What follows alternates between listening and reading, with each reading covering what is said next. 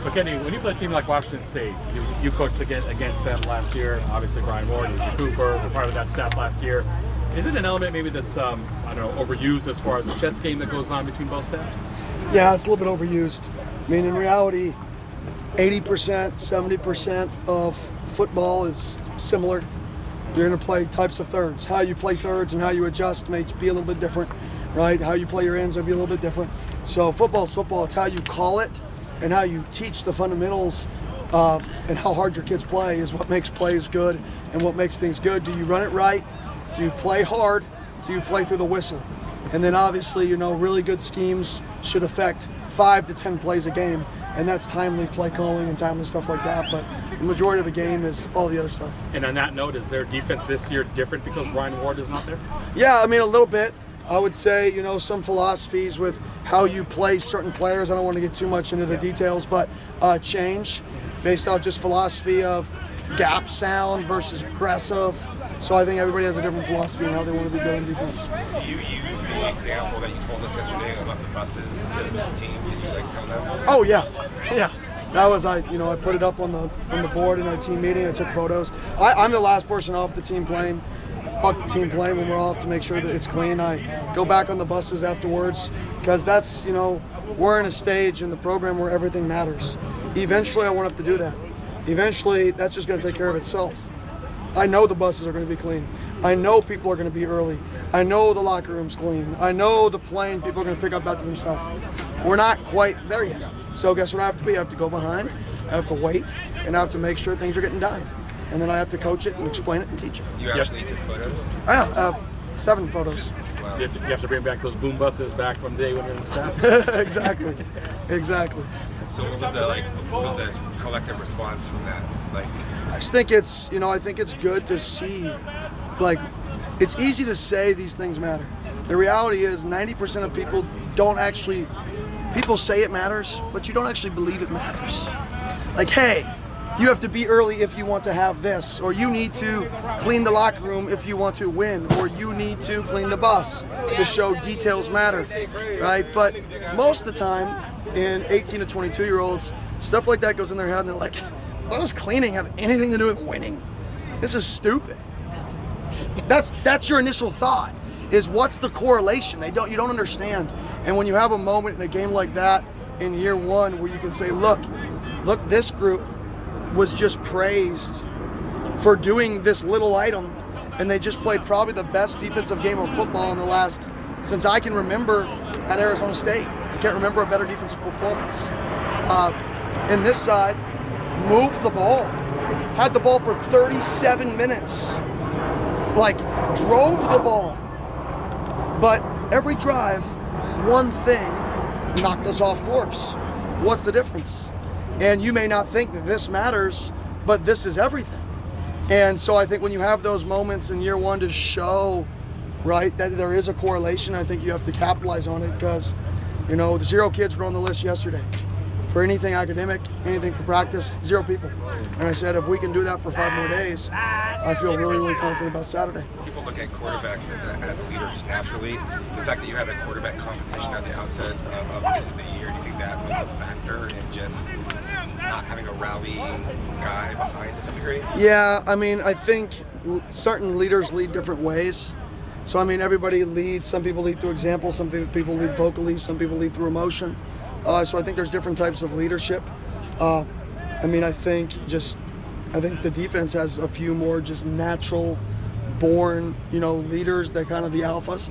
And offense, I think we got a few guys, but it's not the same leadership. So we're going to do some things. We're going to split up the buses from now on to try to mix up some of the leaderships on our team a little bit, just to get a little bit more of that raw emotional leadership that the defense kind of has. We have some leadership with Joey's and Trenton's of really poised, calm, collected leaders, but I really think we need some emotional leadership and some passionate leadership, and the defense really has a plethora of that. So I think just mixing up little things like buses and to just build the team and share leadership and share growth. And Coach, when you talk about obviously building a program and building off performances, and you said about the defense, how can that help stack the next block after a performance like that from the defense? Yeah, it was a series of really good moments, but like I told them, I just broke it down with the team and I said, listen, we played really great on defense, we played bad on special teams, we played bad on offense, right? And was there a play that anybody on this team could have done better? And if there was, then that play could have won the game. We're one team at the end of the day, right? We practice hard. We actually practice with a defensive mentality. Most offensive people cut things to 15 periods right now. You want to keep your legs as fresh as possible. You don't hit, you don't tackle, you don't do anything that correlates to winning defense, in my opinion, right? We're still practicing because that's how you have to play good defense. So I think it's a team. We're in it together. And it doesn't matter if the defense plays great, if the offense plays poor. It comes down to one moment, one play. Either side of the ball, myself could have done one thing better. I could have prepared us better for the game, for, oh crap moments with injuries and people going down. And that may have been the difference, right? Like today, I was coaching the tight ends and wings. Why didn't I do that last week? Why didn't I take the emphasis to coach that position like I'm doing it now, right? And that's something that I'm learning from and growing from, and I got to be better so those situations don't happen. You had a fight, 2 sets, one field goal. How did that look? Yeah, it looked good. Fight's a big dude. We have 4 defensive guys now working on that unit, which, like I said, I've never really had that. I've had like maybe one big defensive end be a wing, but I've never had a guy as the internal guy, but that is what it is. We can either say, oh, this has never been done, or we can do something that's going to help us win, and we have to do that. And what I love is those guys didn't complain. I said in a team meeting, I said, I don't know who we're going to use, but we need you. And CJ comes over as a freshman who's playing a lot of minutes, doing a really good job, stands there, and he's in the most thankless position. He's getting run over. Right? It's pretty good to have a freshman have that mindset to be in it for the team. Coach, although it may have not converted into points, you still had your highest rushing total of the season last game against Washington. How do you continue that success, and how does that open up the offense? Yeah, I think, it's just structurally how you want to run an offense. I've never been, that style of play is different for me. Cut splits, quick motions, under center, that's not really been my background. It's something I obviously study because I like to know trends, and that's really a trendy thing in the NFL right now is this style of play. It's almost like going back to the double wing and the wing T offense where everybody's tight, cut splits, underneath the counter, speed sweeps, tosses opposite, play action waggles, right? So it's funny because football, it all comes full circle, and you went from, wing T, double wing. People said, oh, this isn't fun anymore. Spread, move everything out, right? Throw it around. And now the highest level is moving back to a fancier way to run something that was run 70, 80 years ago.